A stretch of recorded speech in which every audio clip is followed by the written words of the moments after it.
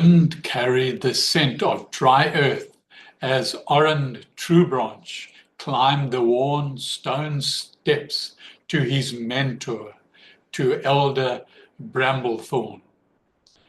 He lived in a secluded dwelling, nestled deep in the shifting forests, and small hut remained untouched even as the world around it transformed. It was one of the rare places that defined the changing land, and Orin had learnt to trust it. He found the elder sitting on a gnarled old tree root, his long fingers absently tracing patterns in the dirt. The one moment Orin arrived, Bramblethorn's sharp eyes lifted. "The river of Eldros is gone," the elder stated without preamble. "Vanished overnight." Orin frowned. "Rivers don't just disappear." Bramblethorn exhaled a slow breath.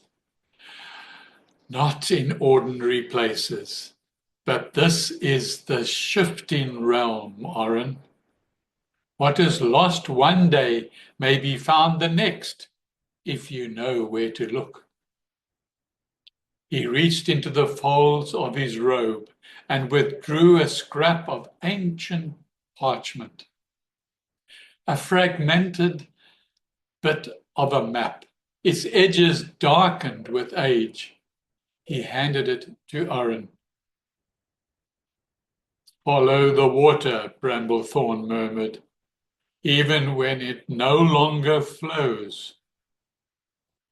The cracked riverbed stretched before Orin like a scar on the land. Thorn Hollow, the village that depended on the river, was also suffering.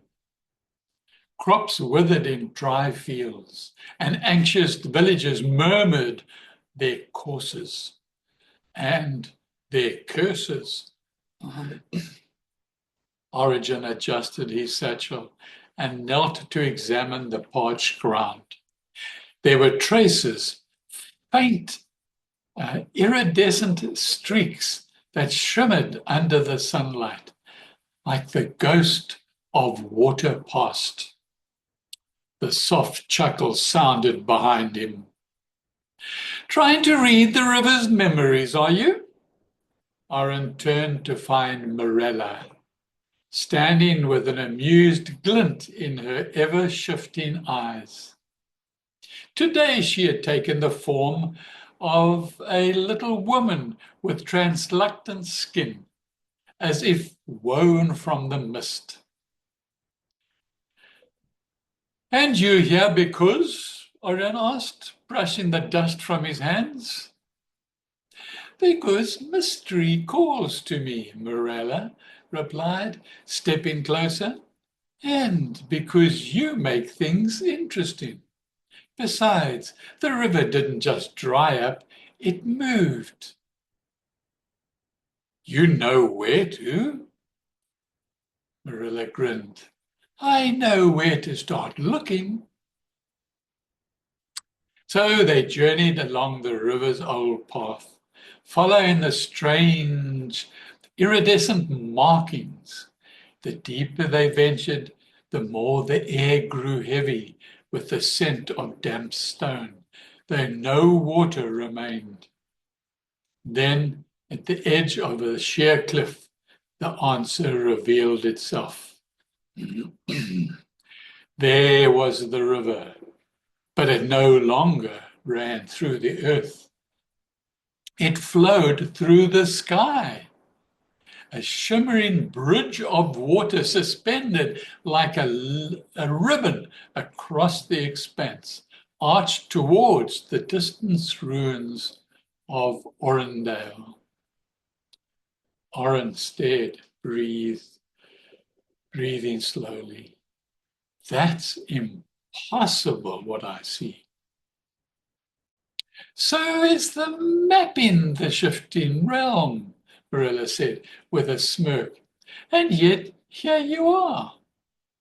She stepped forward, her form ripping as she pressed a foot onto the flowing water. It held. With a satisfied hum, she beckoned Orin forward. He hesitated, feeling the liquid surface beneath his boots. A sensation like stepping into a stream that both resisted and invited him forward. The bridge pulsed, as though aware of their presence. The ruins of Orindale loomed ahead, half submerged in the floating current. Ancient symbols, shifting as if alive, covered its stone walls. Inside, the air felt thick with the echoes of something lost. Orin traced a weathered mural along the wall, his fingers brushing over a fragmented seam. Figures stood before great sundering, their shapes worn by time.